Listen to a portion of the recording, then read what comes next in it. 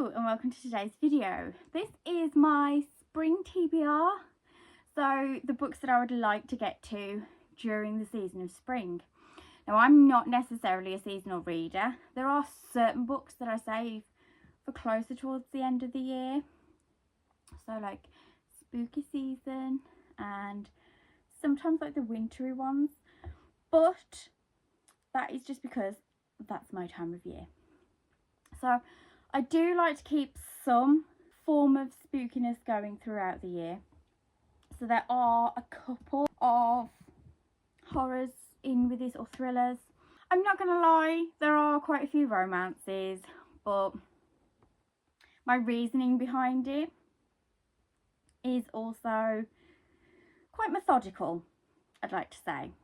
So yeah, let's get cracking.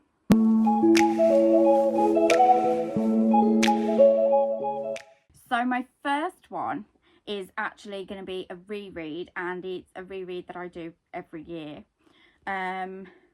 This one could be more summer than spring, but I do like to sort of start it towards the end of spring. So that is Daisy Jones and the Six by Taylor Jenkins Reid. I adore this book so much. Just Daisy Jones is a woman who just doesn't take any rubbish, basically, and I just love her for it. I've always been heavily into music, so that in itself is something that I am fully there for.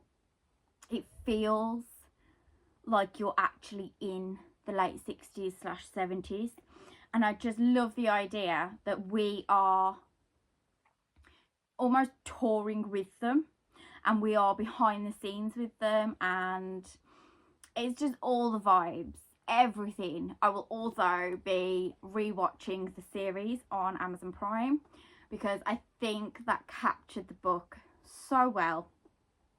I adored the music, I adored the outfits, and yeah, I think this is just one that makes me really, really happy. So we're always looking for that, especially when the sun's out. You can sit outside with a picnic and read a book.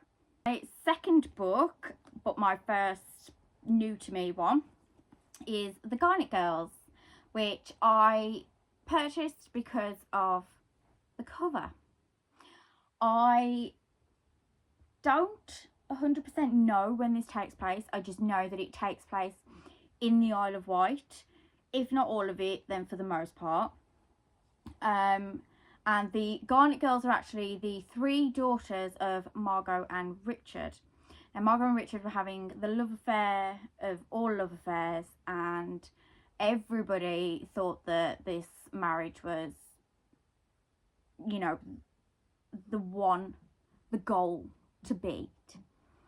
And then Richard walks out and leaves Margot in pieces. And as time goes on, we start to look at how the girls are pretty much sort of trapped in the whole thing of their parents' relationship mistakes, and we see how that has affected the girls as they're growing up. And I just think that it would be a really interesting read. Yeah, I'd like to think that it can turn out with a happy ending, but we'll find out. My next book is a sequel, and that is Emily Wilde's Map of the Otherlands by Heather Fawcett.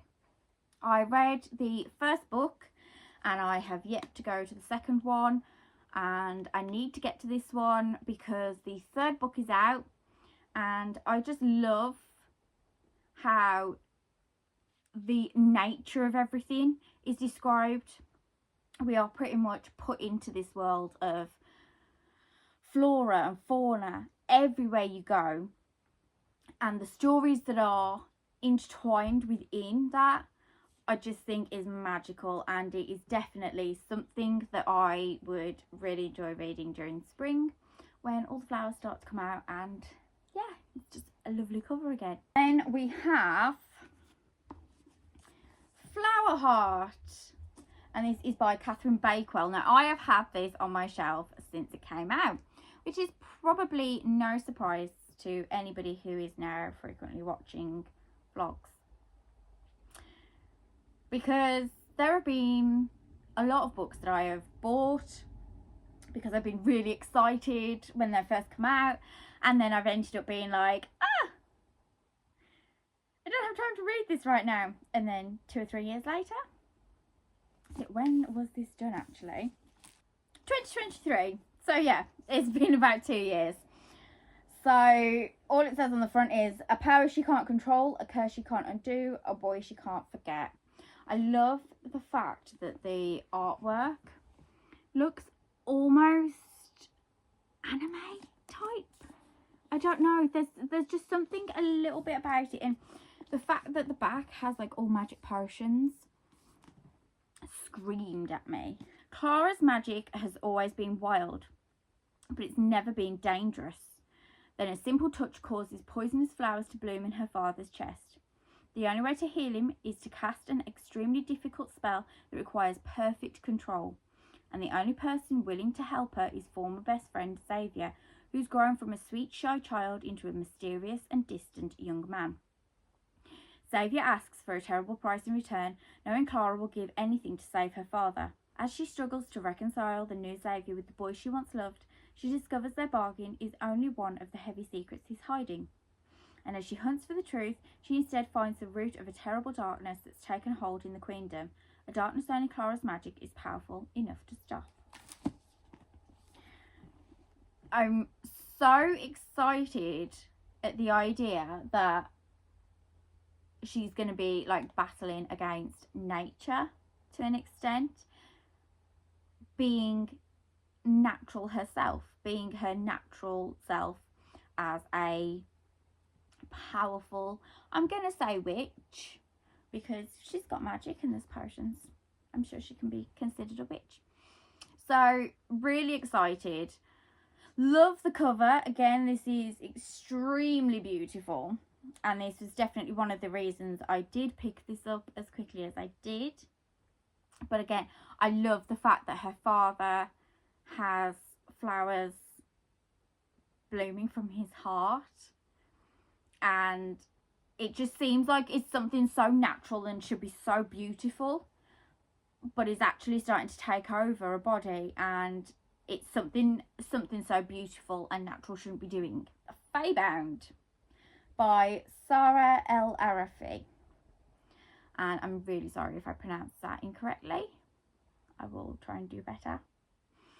It says, divided by blood, imprisoned by fate, bound by desire, welcome to the intoxicating world of the Fae. I don't need to know anymore, because Fae. I'm hoping that there is going to be some sort of romance. Samantha Shannon has blurbed it, a romantic fantasy of epic proportions, crackling with magic and passion. So very excited about that. And there is even a beautiful map. This is the Waterstones special edition with the pretty sprayed edges, and I know that the second book will be coming out soon. Fae, romantasy, I'm definitely here for it. But just in case you need to know more to convince you, Euron was born on the battlefield, lived on the battlefield, and one day she knew she'd die on the battlefield. As a warrior in the Elven army, Euron has known nothing but violence her whole life. Her sister Lettel is trying to make a living as a diviner, seeking prophecies of a better future.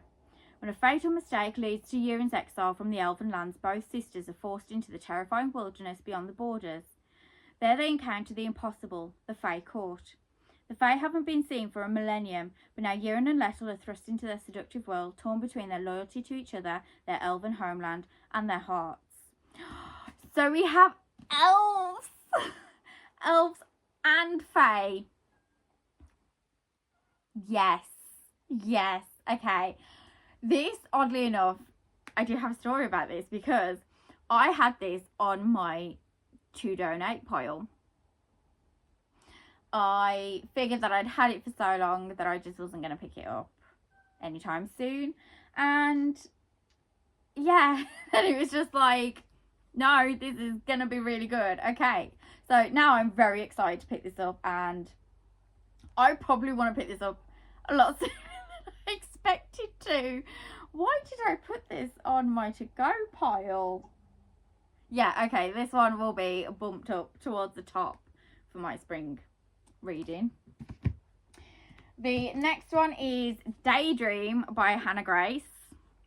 So this is after Wildfire, but I'm sure that you can read them in whatever order.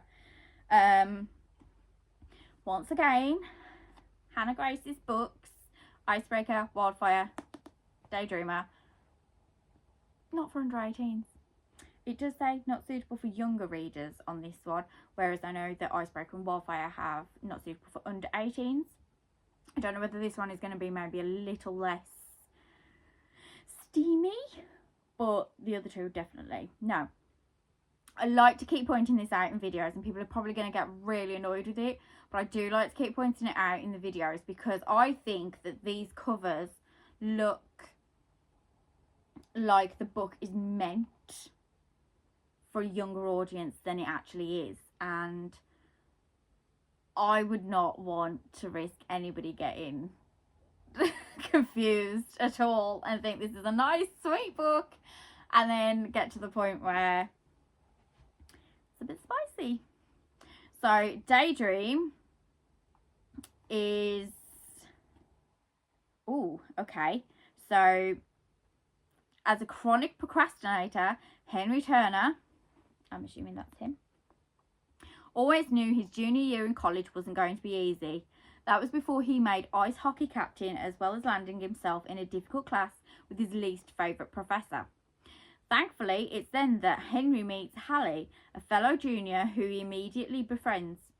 Academic pressure has never been a struggle for Hallie, but as an introverted people pleaser with a tendency to overcommit herself, she can't help but offer to help Henry pass his class. In turn, he offers to help make college life a little more inspiring, just the thing she needs as an aspiring novelist. Failure isn't an option for either of them, but that doesn't mean there isn't a little room for distraction. I am in love with the cover now that I've read what is going on. I feel like this is definitely something that, it's one of those times that the cover completely encapsulates everything that the book is about. I also like the fact that we've got a woman who is a little bit bigger.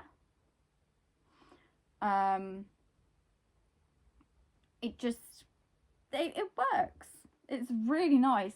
So I like the fact that, you know, we've got a academic woman, and yes, okay, it may be, oh, she's really clever, oh, he plays sports. However, I'm here for it, totally here for it, and I would like to pick this up a lot sooner than I thought. Once again, this is going to be where I find out that all these books that I've had hiding on my shelves, I just want to pick them up now. So my next one is I Hope This Doesn't Find You by Anne Liang, and she has written This Time It's Real, which I haven't read, but I loved the cover. Again, so in trouble when you have a nice cover. But I actually searched for books that are like K-dramas because I love a K-drama.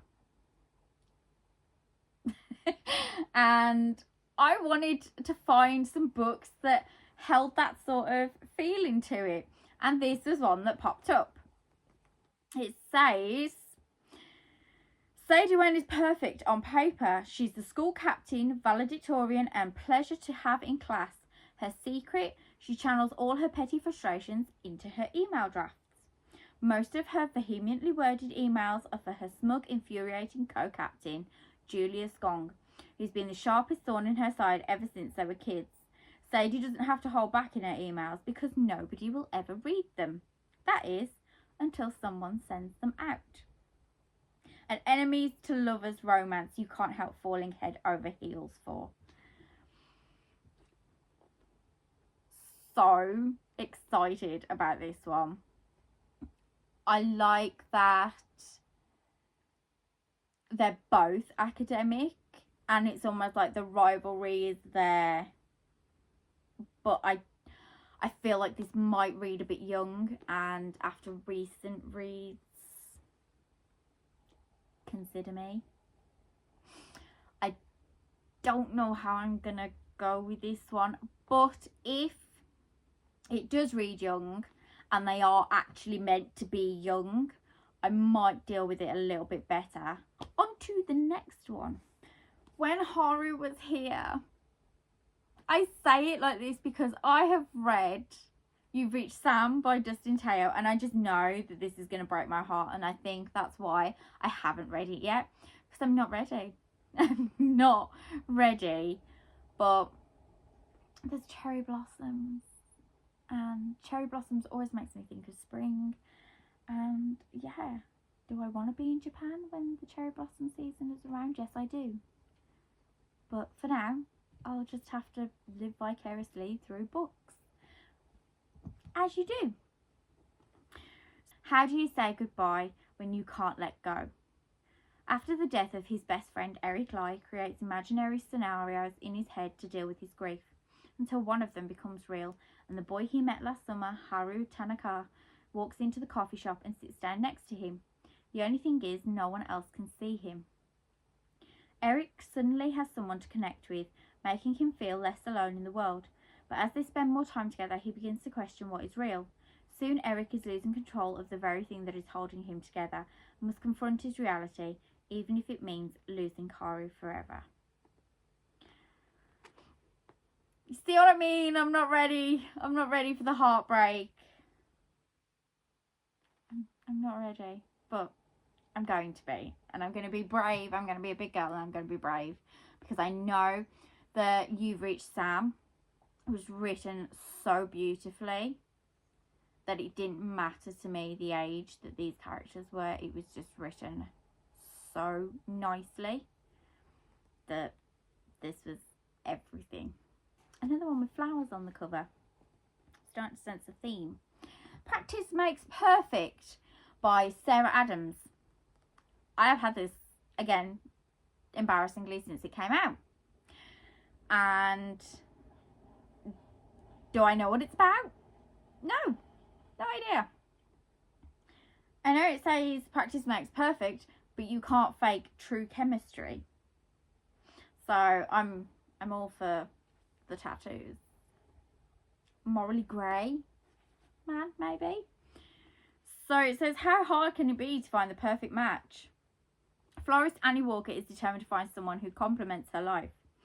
But after overhearing her latest date describe her as so unbelievably boring, Annie wonders if the problem might be her. Is it too late to become flirtatious and fun like the leading ladies in her favourite romance movies? Maybe she only needs some practice, and Annie has the perfect tutor in mind. Sexy and tattooed Will Griffin is temporarily back in Rome, Kentucky, providing security for pop star Amelia Rose in the build-up to her wedding to Annie's brother. He also has his own agenda. Stay away from Annie Walker and any attachments to this sleepy town, which becomes difficult when she enlists him to help her fix her love life. Amid steamy practice dates and strictly educational tutoring lessons, the lines of their friendship blur and Annie reconsiders what her dream guy might look like. Maybe her love life doesn't need to be perfect, it just needs to be real. This reminds me of the American Roommate experiment. So, although it's not fake dating, they're trying to spend that time together. They're doing the dates so that the female can learn how to get back into the dating scene or how she can do dating better. So, very excited to get to this one. And I think this one will be a really nice, cute, romantic one to just read out in the sun again. I promise we've only got 3 more books. So my next book, I'm not 100% sure what made me think of spring because the cover screams summer. and it is We All Want Impossible Things by Catherine Newman. Now, I know this is about two best friends. They've been best friends for pretty much the majority of their life, and one of them ends up being diagnosed with terminal cancer, and we follow how the friendship starts to evolve and how things start to change and how the dynamic changes throughout this huge change in their lives. It seems a little bit of a sad one to read for spring and summer, because normally you might want happy reads, but I do think that it's going to be one that makes you smile and one that gives you hope, and definitely with the friendship being there, I think I'm going to really enjoy reading about it. And yeah,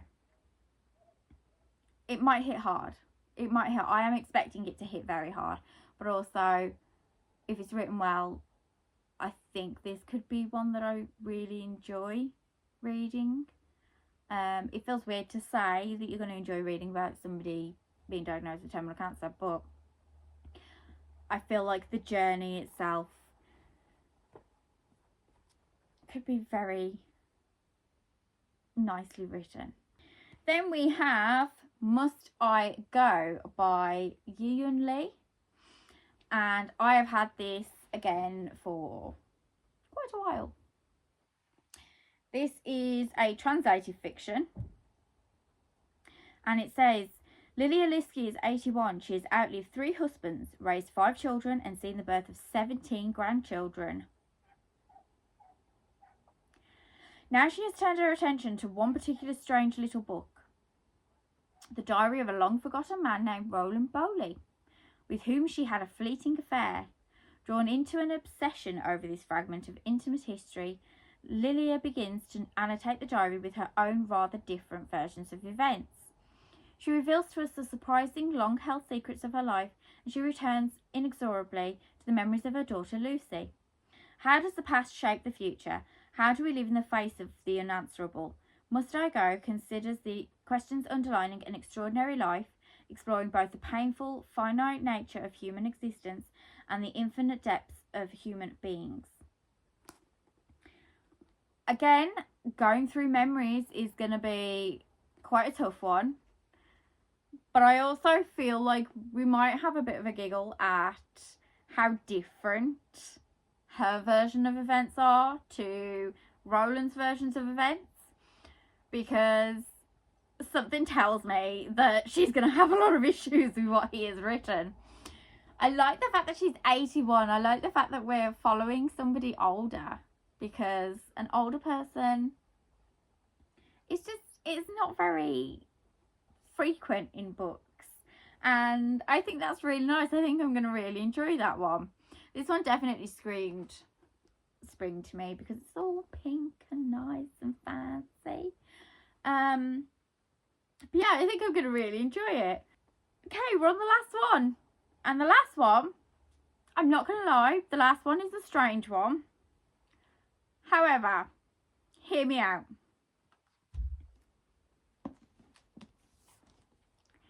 The Queen by Nick Cutter. So we've done all the nice, flouncy, romantic books, brightly coloured books. We're going to go to this. But that is because I just really want to read this. And I couldn't tell you why. I could not tell you why. But it's just, it keeps calling to me. It keeps sitting on the shelf. And because I can't fit it on the shelf properly, it is just sort of sticking out of the shelf. And it's almost like every time I'm lying in bed, it's like, Eva, you must read me. Read me now. So I'm going to do as I'm told, in case the book is slightly haunted. So, on a sunny morning in June, Margaret Carpenter wakes up to find a new iPhone on her doorstep. On the lock screen, a text from her best friend, Charity Atwater. The problem is, Charity's been missing for over a month. Most people in town, even the police, think she's dead. Margaret and Charity have been long life friends. They share everything, know the most intimate details about one another, except for a single destructive secret. A secret that will trigger a chain of events ending in tragedy, bloodshed, and death. And now Charity wants Margaret to know her story, her real story. Over the course of a single feverish day, Margaret follows a series of increasingly disquieting breadcrumbs as she forges deeper into the mystery of her best friend, a person she never truly knew at all. Okay. Yes, there's a reason that it's been screaming at me. So, I need to know now. I need to know what it is. I need to know what these breadcrumbs are. I need to know about her life. I am intrigued by the fact that it is done over the course of a day, because this is a chunky book. How many pages are there? 368 pages. So it's not as long as I thought it was, but the fact that it's spread out over the course of a day. Are we starting from midnight to midnight? Because that's a long day. I'll be intrigued to see how that turns out. But this is definitely different to the rest of the spring pile. But I do like to just add little sprinklings of weirdness to it, I suppose. So, this is my spring stack, I'm going to call it. My spring stack that I cannot hold up properly because it is so heavy. However, I am really excited. I'm really excited for spring now because, like I said, I don't spend a lot of time outside. I do blister in the sun. I'm very much like a vampire. So I do blister in the sun, so I try to limit my time outside. And yeah, majority of my time I will be indoors and reading will be my thing. So I'm trying to stop these books from falling over.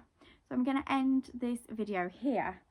I would like to know if you have read any of these, and if you have, do you think there's any that I should prioritise first? I would also like to know if you have any other recommendations for books that you like to read in the sunnier months, because I'd like to see if I could make this a thing. I'd like to see if I can actually make an ongoing thing. If I enjoy the spring stack, maybe I'll do a summer stack, and then maybe we can have an autumn isle and a winter wonderland. I'll keep thinking on the names.